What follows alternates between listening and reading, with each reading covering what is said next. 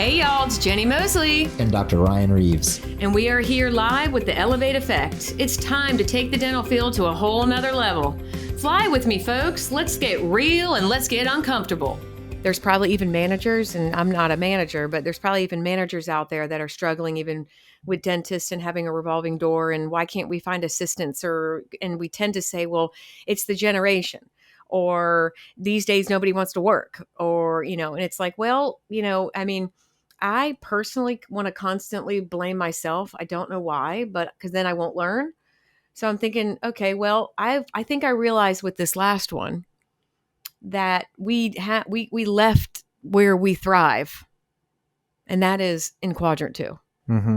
And when we leave there, we freak out, and then we lead by freaking out. Yeah. And well, yeah, I mean, every other quadrant is so uncomfortable, which is why it's a bad place to be. Why do we go there? Gosh, I don't know. Now, if you guys want to look these up, swept up. What? I don't know. I think again, we tend to get there when we get busy and not.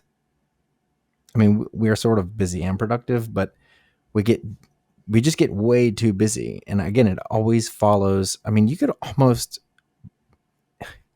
predict when it's going to happen. Well, I feel like it's a good month, but then there's right a time after a good month that you have a psycho that you work with that if I'm seeing a trend go down, again, I'm a strategy person. So if the phone is not ringing, I think it's adding in some sales components to after a big month when the phone's low. That because then I am selling a little bit to cases that make you a little bit crazier.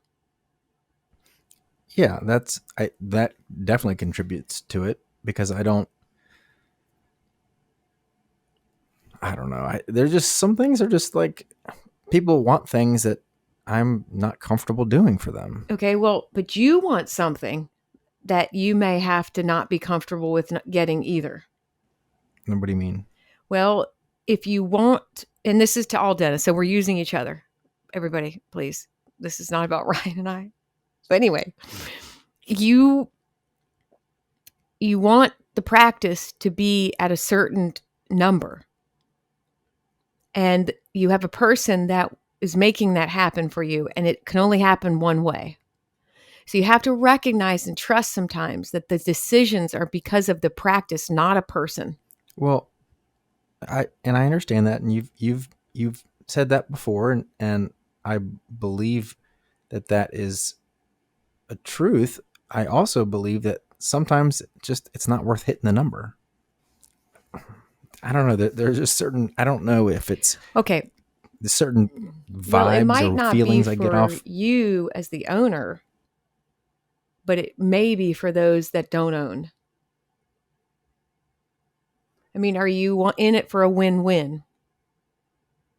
I'm trying to identify situations that are not going to have the outcome that. Is it having the outcome that you thought? Both the people that you thought were freaking out are doing amazing. Again. Well. One of them, fortunately, is not a patient. So that solved that problem. One of them is not a patient. I don't know. We had somebody that came in and got a plan, and I didn't believe that we could deliver the end result she had in her head. And so ultimately, she saw herself out of the practice. I'm not talking about that one. I know you're not, but I mean, if you're going to use the examples you're using, that's one that kind of started. It was one of several in a row that it was kind of like, my gosh, okay, this is just okay. You want to discuss that? Whatever, because sure. Our practice research is, we sit around and research why. Because again, I sit in quadrant 2. I don't want to be in quadrant 1 and freak out. Okay, well, so we've researched it. Well, I think I have to do more work for you to be comfortable. When we don't get to have a conversation about a patient or a potential end result, what they want, before I see them, bad things happen. generally speaking? Actually, it is that, but it's bigger than that. Okay. When I am not as involved in the case, and it's every single one, everyone, either out of hygiene or out of the new patient room. If I'm not involved in the case as deep as I need to be, it goes to that level. If I hear a message from somebody and then I hear a different message from the patient, I get very uncomfortable. Okay, you get uncomfortable. You have to, there's wait, real quick. That's fine. 7 habits of highly effective people. Seek to understand and win-win. In those moments, you can choose those 2 things or you can freak out. You have to seek to understand first. And so sometimes you don't do that. And then you have to make sure you want to create a win-win. And so sometimes, just sometimes, you might realize that 90% of your cases are the same people. You just have somebody handling it differently. So they're getting to you before their messages. I create win-win and I go in to seek to understand with a patient. I may not do it as easy with you, but my role is to do that. If I wasn't able to do it, I'm asking you as my partner, when I can't be here, you need to be able to do that. Well, I am seeking, I disagree that I'm not seeking to understand. I absolutely am, which is why I ask. The patient says something and then I dig into that because it doesn't sound right to me. Okay, well, seeking to understand is not convincing them to have a thought. Oh no, this is absolutely no convincing. I'm seriously just trying to understand when they hear something, what are they actually hearing? Like what is what they're being told mean to them? Right. Okay. Exactly. You're trying to understand what your team didn't do for them. You're not trying to understand what they want. No, Because I do the same thing. And every single patient you have has the same thoughts that she did. Nobody wants to say, I can only spend 30 grand and I want everything. Everybody goes in with the same thing. Every patient. It's a process that we walk through. Unfortunately, we don't have anybody here that can actually go all the way without me. So sometimes you're going to get them and you're going to go, what the hell? It's everybody. So we have to actually then sit down and really take our time to seek to understand from the patient. Wait a second, where did this go off track here? And so again, and then get to a win-win. We would be with doors closed if we did it that way. It's everybody. No one wants to spend a bunch of money. No one wants to drill on their teeth. Sure. No one wants any of that. I get that part. And but so when you walk in, if they're just meeting you, it's uncomfortable. So they are starting now to go backwards because they haven't been brought through. You were brought in too soon. But what you have to recognize is, okay, crap, this must mean that Jenni did not get to do her thing with this person. Let me try.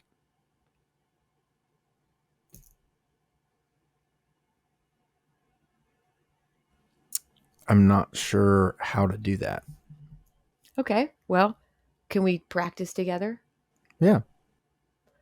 I think if you just stayed in that second quadrant with the patient and then maybe came to me after and said, hey, I went through this thing. I really, and here's my thoughts.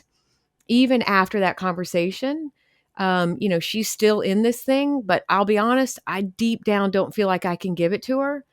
But we don't want to have what that was. We don't like all these people that we get. We don't want to do it that way. Our brand is to do what others can't. So we got to handle it. See, if we stay in the second quadrant, we got to planning, marketing, strategy, branding. We can't screw our brand up. Right. Well, I don't can't do it there. It's not possible to be in the middle of a full mouth prep or seat or something of that nature, leave in the middle of it, meet the patient for the first time, not have anything working properly, fielding questions from a patient that sound like she wasn't talked to about X, Y, or Z. It's not possible to live in quadrant 2 when that's happening for me. Well, okay. Well, then I love all of you dentists, but we all do it all day long. And we may not be prepping teeth. So what we do is obviously not as crucial. but we may think it is. But it's not often that happens. How often does that happen? Recently, it's happened quite a bit. Laura's great. Susan's great. Christy Lynn's great. Everyone's great. The only person that you asked I money thought we were back. talking about me trying to live in quadrant 2. I thought Okay, that's what we were let's talking say it about. happens 10 times. Let's say it happens one time. Do you recognize why it's happening? And do you trust that possibly because of why it's happening is because something didn't happen? But to say, for example, Christy, like guys, I'm hoping that you guys are understanding what we're doing. One, you got to have a partner that you could do this with. Because see, we're spending our time here working through something so we can actually be better. And I'm sure hopefully you guys are going through all this with your team. But the problem is that you're basically giving the people out there an excuse to stay in quadrant 1. I'm not allowed to leave it, but you're telling me because I'm not prepping teeth at the same time that I'm supposed to stay in quadrant 2. No, I'm saying I think that there are different. I'm not sure what the word is. Mindsets maybe that happen in quadrant 2 versus other quadrants. Like, for example, I mean, I mean, when you're actually doing the physical thing, that's nothing in there is quadrant 2, is it? Doing what? Like when you're actually doing a physical act, like Well, the activities are. You mean like I'm talking yeah, like it's mainly mind the stuff. emotional mindset versus the Got it. intellectual mindset. I mean, Okay. to be so intensely focused on something for several hours to then get up out of that and then try and be emotional and then have sometimes some technical stuff in there and then come back and be hyper focused again. I've just not done a good job of being able to adapt and switch that fast. I mean, it's even coming back into the room, into the operatory. I mean, it takes me probably a half an hour to get back into what I'm doing at a high level. You can't screw up what we're trying to build in a brand. So then you just got to figure out. I mean, one experience with a patient in the emotional setting will not even give us the ability to do any more prepping. So in the emotional setting, that moment's very crucial. So if anything, you just suck it up for a second and you just save face. And then you go, hey, I just recognize I went into a room. Obviously, you were not a big part of it because this woman was not connecting the dots. You're going to have to finish your part before I do anything else. That would be a good partner. Because I Okay. do feel like I tend to be as best of a partner as you. I constantly try to work as a win-win. I'm Yeah, constantly trying you to figure do. out, I need to leave once in a blue moon. Sure. I need you to do that. So that is it. Because to say that Jordan or somebody doesn't know what they're doing, if anything, when I reached out to these people, I mean, they had all their what to expects. They could read them to me. She is doing everything. What's not happening is the fact that you have somebody that gets people ready for you. Trust that is it, because your team is doing their job. Literally. Because I mean, I'm investigating because I want to know for us. Because I'm like, what the hell? I mean, Christy Lynn's daughter even read back to me the what to expect. And I was like, what the hell? And I don't know if you guys have what to expect and all that, but we have paperwork for everything. So remember 80-20 rule, right? So you got to be real efficient at the 20% to get 80% of your results. So we have systems for everything, and our patients will get a booklet that they get to understand how to expect to come that play. I mean, our sales process is so emotional. You could go over so much, you could highlight so much, and they go home and they forget it all because it's scary. It's a lot of money. They took out loans. I mean, it's crazy talk. So the point is, we just work through something. Yeah. And honestly, try as hard as you can, guys. Work more on being in quadrant 2. Set up time to plan, set up time to market, look at your tracking sheets, recognize where you are, where you sit in the practice, and, pick the right time so you don't flip to quadrant 1. Don't get in crisis mode. Don't start to freak out when it's too late, because then it's too late. I'm hoping that this was beneficial for y'all.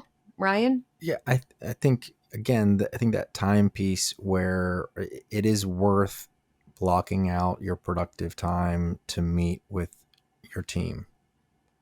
Yes. So again, back to where we start not communicating, that's bad things happen. Correct. And so, recognizing that is one thing, but I think it's worth it, I guess is what I'm saying is it's worth it to make the time. It's worth an hour of your time in your schedule, if it has to be in your schedule. Yeah, let us know how it goes. I mean, truly, time is everything. Remember, 80-20. 20% of what you do will get you 80% of the results. Don't flip it. Hey guys, thanks for listening. We love feedback, so throw it at us. Yeah, really. Thanks for flying, folks. We'll see you next week.